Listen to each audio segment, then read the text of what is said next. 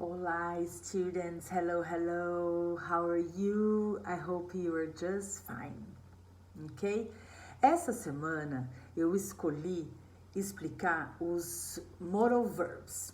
Então, em primeiro lugar, a gente vai ver o que são esses modal verbs, os verbos modais.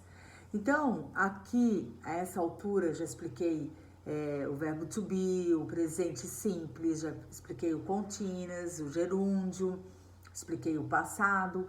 Então, a essa altura, você já percebeu que em inglês funciona o verbo principal e um verbo auxiliar, certo? Por exemplo, do you like going to the cinema? Do, verbo auxiliar. Like, go, like, verbo principal. O do aparece para mostrar pra gente que a sentença está, que a oração está no presente simples, ok? Então, o que são os verbos modais? Os modais também são verbos na oração que ele vai aparecer como se eles fossem auxiliares. A grande diferença dos modais é que eles têm um peso muito grande dentro de uma oração, porque eles vão dizer não só o tempo a que a oração se refere, mas também qual a utilidade daquela oração. Por exemplo, um muito famoso é o can. O can é um verbo modal que ele expressa tanto habilidade quanto permissão. Então vamos começar por ele, ok? Então, uma particularidade dos verbos modais é que eles vão aparecer em todas as formas de orações, na interrogativa, na negativa e na afirmativa. Porque eles sempre precisam, a oração precisa dizer para mim o que ela tá querendo transmitir pro meu, com quem eu estou falando, né? Então, o can, ele aparece muito can e could, porque no presente, quando a gente fala sobre habilidades, o can, ele quer dizer poder. Então, quando a gente fala sobre habilidades, a gente se refere a eu posso andar, eu posso falar inglês, eu posso dançar, eu posso dirigir. Então, é um poder de habilidade, de poder fazer coisas. I can drive, I can speak English, I can dance, maybe. E a negativa, can't or cannot. Então, você pode ver essas duas nos textos, prestem bem atenção, que daí quer dizer que não pode.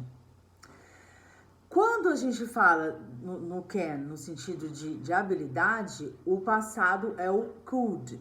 Então, eu posso, I can, eu podia, eu pude, I could. Então, for example, I could run 10 kilometers when I was younger, but now I can't. Então, eu podia correr 10 quilômetros quando eu era mais novo, mais jovem, e agora eu não posso mais. Na verdade, eu podia correr só uns 5, o máximo que a teacher chegou.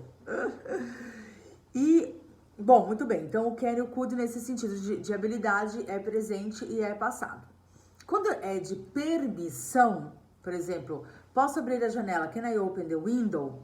Aí ele se transforma em o can e o could não é bem passado e presente. O can é informal e o could é mais formal. Ok? Então vamos lá para os outros. O would, ele não tem tradução para o português, eu acho que é um dos poucos que não tem tradução.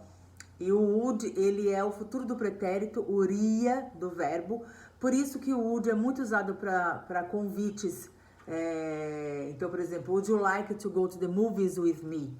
Se você gostaria de ir ao cinema comigo, porque daí eu gostaria, would like, gostaria. O would aparece muito com o like, tá?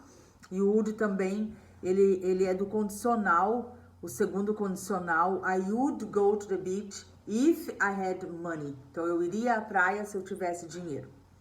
May e might são os de possibilidade, de probabilidade, de um talvez na nossa língua portuguesa.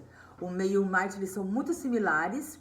O may também pode ser usado para permissão, assim como can e could, com um certo nível de formalidade também. O might não. E quando você usa quando você quer falar de tempo, talvez chova, talvez faça um tempo estranho, talvez alguma coisa, a gente usa o might e a gente não usa o may, ok? Então, Should. O should, ele é usado para conselhos e sugestões. Conselhos e sugestões. Então, coisas que você gostaria de falar para alguém em forma de conselho, não obrigação. Então, por exemplo, I say, I have a headache. Então, eu tenho uma dor de cabeça. E aí você fala, você deveria ir ao médico. You should go to the doctor. Você não está falando que eu tenho que ir. Você está dando uma sugestão, né? Eu terminei com meu namorado, eu não quero voltar mais. O que eu faço para ficar longe dele? You should cancel social media contact. Então, deveria cancelar os contatos nas mídias sociais. Should, conselho. Por que eu falo bem isso fortemente? Porque a gente tem o should como conselho, a gente tem o must como obrigação. You must have a passport if you want to travel abroad. Então, você tem que ter um passaporte se você quiser viajar para fora. You must have a visa if you want to go to another country. Então, tem que ter um visto. Então, o must, ele é a obrigação, diferente do should, que é uma coisa mais light, digamos assim. O must tem uma coisa muito interessante, porque a negativa do must é mustn't, né? E o mustn't, ele não é simplesmente uma negativa, ele é um lack of obligation, então é uma falta de obrigação. Então, assim, você precisa fazer isso e você pode fazer isso, deve fazer isso, e você não pode e não deve. Então, assim, you must have a passport, you mustn't wear a cap while traveling. Então, você não pode usar boné dentro do avião. Sei lá, se pode ou não, tô dando um exemplo.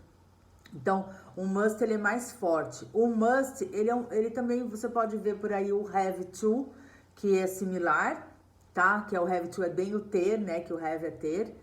E também pode ser usado para isso. E o que mais? O will também é considerado um modal. Todas as vezes no universo da futura a gente estuda o will, mas o will também tá na listinha dos verbos modais, porque ele tá sempre presente, ele sempre ele é o futuro simples, né? Então, ele eu irei, tu irás, ele irá. Então, o will tá sempre presente. E o ought to é um modal um pouco não tão usado, porque ele já não aparece mais. Eu gosto de explicar o ought to, porque ele é o único modal que tem o to depois dele. Depois dos modais, você não pode usar, a gente traduz, né? Posso falar, então can to talk, não, can talk, must go, should do. Então, os modais não carregam o to, os verbos depois dos modais não carregam o to, não precisa colocar, e o ought, ele tem o to. Então, se tiver alguma prova em algum lugar para vocês fazerem, com as opções de modais sendo que lá embaixo já aparece o to em uma das opções, vai pelo ought. O ought é o único verbo modal que carrega o to. E o shall também é um verbo modal pouco usado hoje em dia, ele aparece muito em contrato, ele é um futuro, e ele é assim, em filmes, e a gente vê ele como assim, um pouco de sarcasmo, né? Tem até um filme que se chama Shall We Dance,